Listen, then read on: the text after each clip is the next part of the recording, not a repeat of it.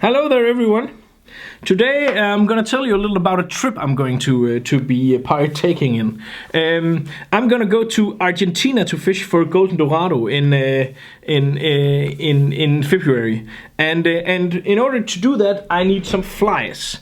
And basically, what I need for that fly is not a particular pattern or anything, but I need flies that has certain properties.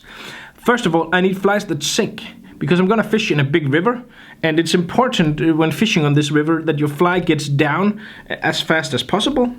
But not only that, I also need flies that moves a lot of water, and these two things that are quite difficult to incorporate in one single fly pattern.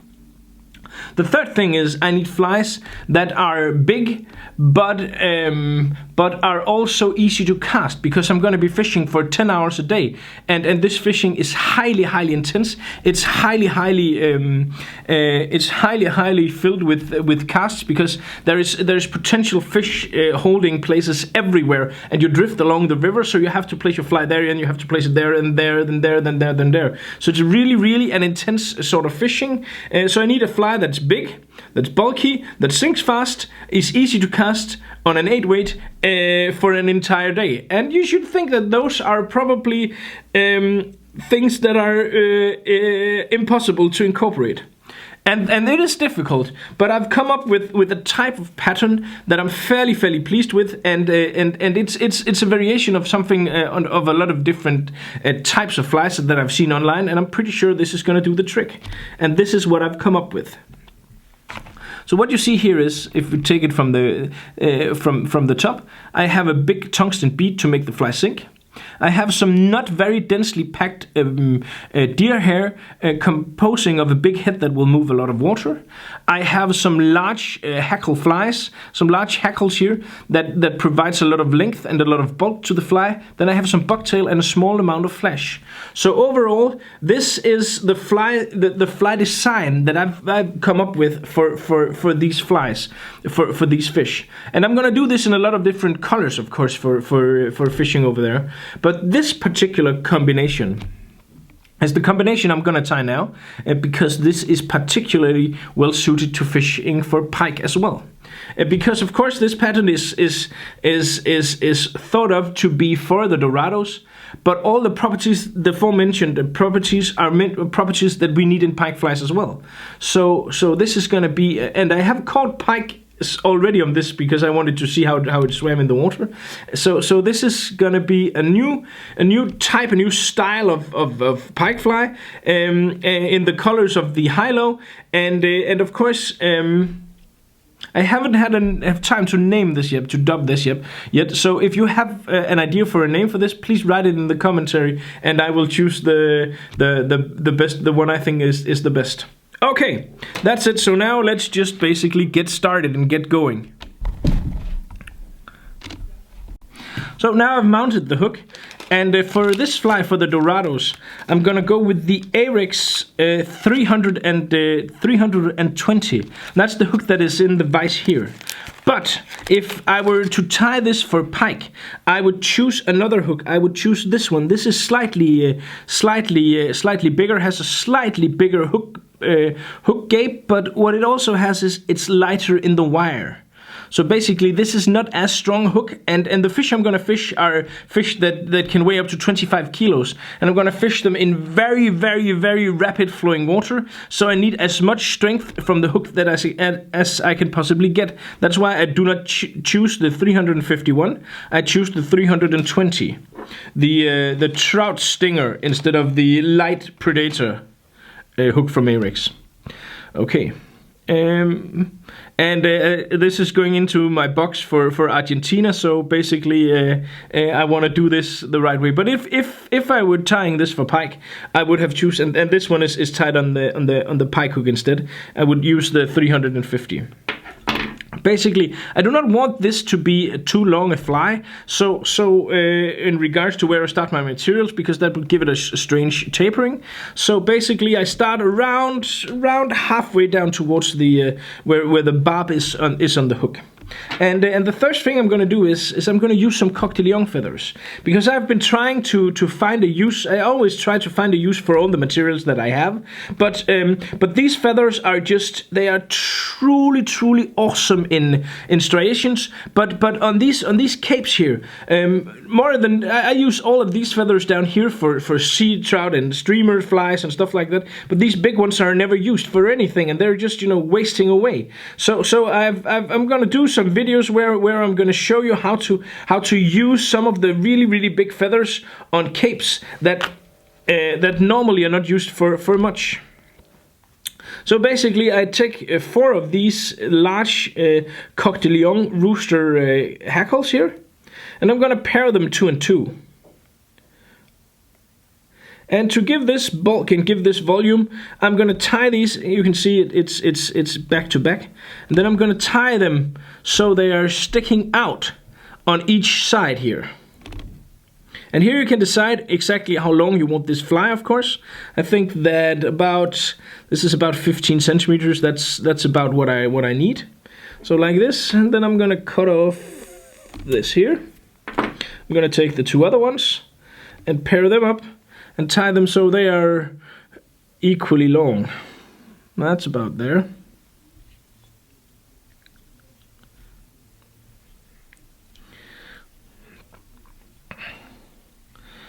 So you see how they form a V here. They stick out in a V, and that's intentional, because out in the water that will force them to swim even more erratic out in the stream. And of course, if you want, you can add more. For many of these, I've added some more saddle feathers and stuff like that. But I want to do this fairly simple and fairly fast, and also fairly inexpensive. So you need the Coq de Lion feathers for this, and that's about the only feathers. Then I need some bucktail, some long white bucktail. I have this at hand.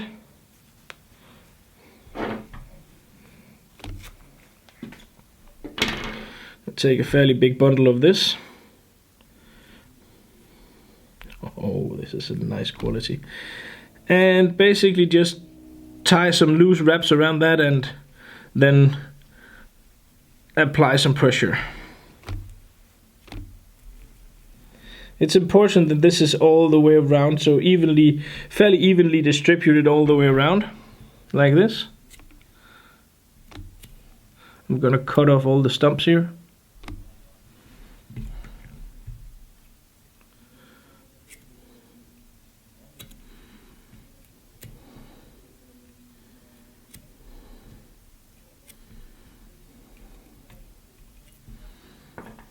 Like this. Move the thread a bit further up here, and then I'm gonna take some flesh. And for the Dorados, then the flesh is something that you should use very lightly. And I'm gonna do that, but for the pikes, it's you can use a lot more flesh if you like. So like this. And basically I just pulled it out so it's not completely uniform in length. These should be slightly shorter than the hackles, and again as evenly distributed along the all the way around as possible, like this. Turn over the flesh, tie it down again. There we go. Then we take another bundle of bucktail.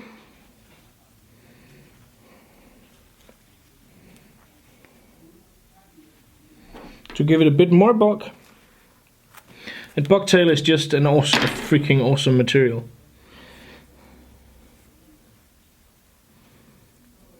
You need room up here for the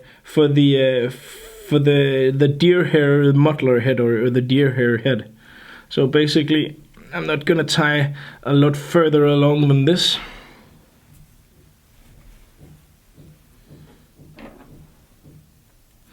And cutting away the leftover bucktail without cutting the thread.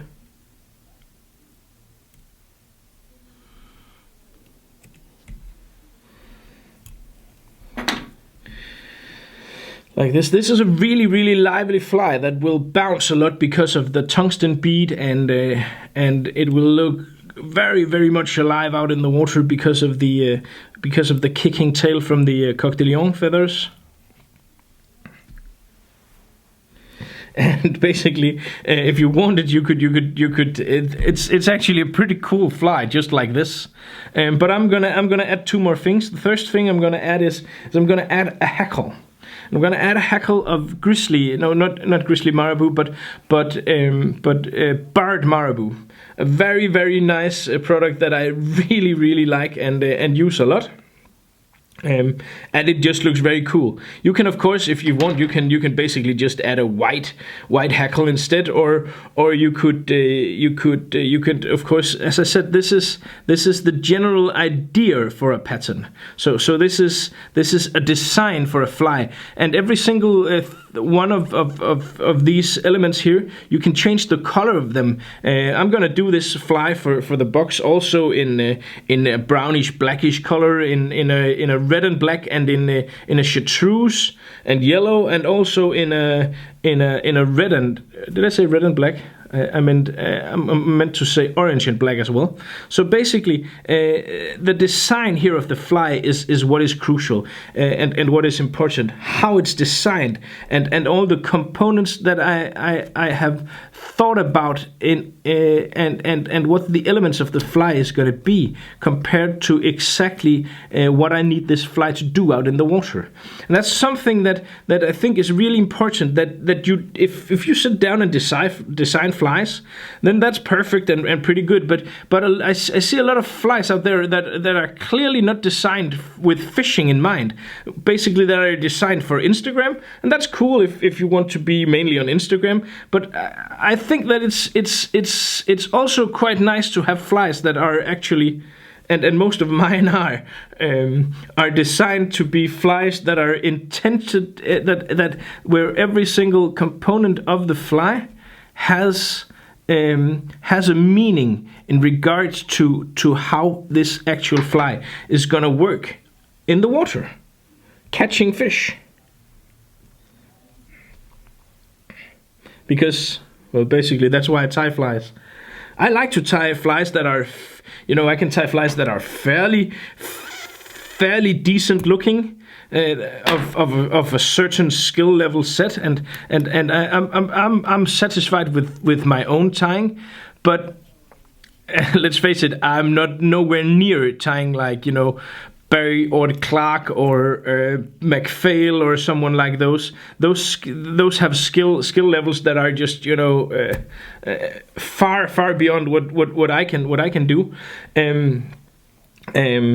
But what I like to do with my flies and my tying is basically to do flies that I know and that I know will fish well. So there we have the hackle, and now it's only the only thing left is to make the head of the deer hair. And as you can see, this actually, if you just did it like this and just had the bead up here, you would have a really freaking awesome looking fly that would sink even faster if you did it like this, without the tungsten bead. Without the red deer hair head. But since I need this to move a lot of water, and I needed it to have a broad profile, because a lot of the time these dorados are actually feeding on small, I don't know the name, the small fish that you have in aquariums that kind of feed off the glass. I don't know what they're called. Catfish, of course. I think it's catfish. Something along those lines, at least. And that's why this needs to have the broad profile. So I carefully distribute the deer hair as much around the hook as I can. And then I take two loose turns before I actually turn this, and then I turn, and then I make some zigzagging motions while I turn into the deer hair to make it fasten and stick there, like this. Fold everything back. It's not as easy as it might sound. And then I move the tying thread up here, and then I do another bundle of deer hair. Depending on how much room you have to take into account when you decide how much deer hair should be in this second batch of deer hair. 2 loose turns, clamp down, and then do the zigzagging motion here. Oh, that last turn was not good. Like this. And because my tying thread is relatively thick, then this is now completely fastened. I'm gonna do a whip finish. I'm gonna do that by holding back the hairs here, and then just basically doing a whip finish that slides on the tungsten bead down behind it. Pull down. Cut that away. It's gonna be very, very securely fastened inside this inside the deer hair and the tungsten bead. And basically, what I have to do now is cut this. And the thing is, when you cut a muttler hair like this, you only can cut this way. You can never cut directly down, and you can never cut from behind. If you cut from behind, then you will ruin the head. And basically, also what I need is I need this head to be I need the hook to be as free as possible. So I'm going to cut more underneath than on top. Basically, as you can see, I'm cutting behind with this long deer hair scissor. Nice one from Renowned.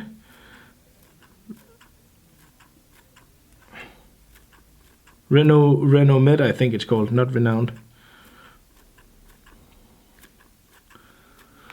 And then all the time while you're cutting, it's important to look from the front here.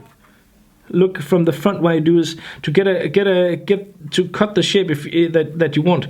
If you want symmetry, then go for that. If you want something that is broad, and you can cut this into any shape that you desire. The main thing I need here is I need something that has a lot of it must not be too dense. If it's too dense, then the water cannot penetrate, cannot soak into this head. And if the water cannot soak into this head, then it's not gonna sink as easily.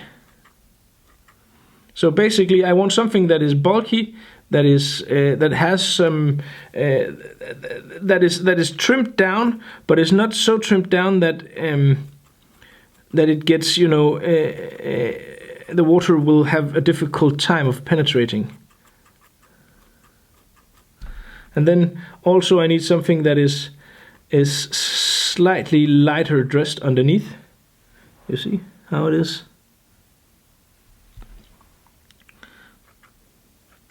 And then just fairly uniform and still quite bulky and quite big to move some water.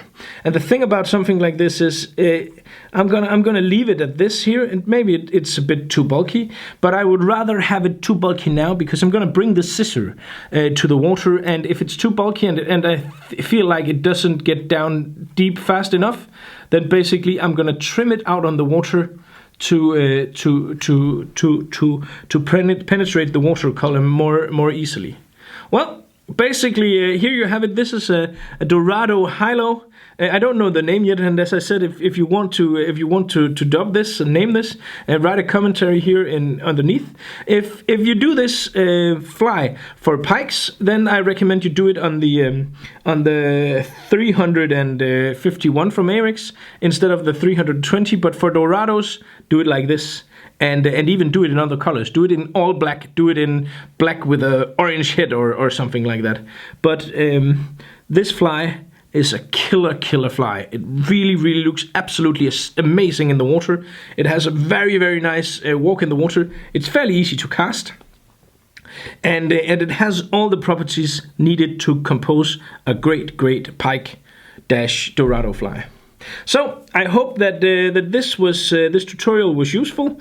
As always, you can find the complete list of materials at my web shop. It's called Nordic Anglers. Check that out if you haven't done so already. Otherwise, it would mean a lot to me if you would subscribe to the channel.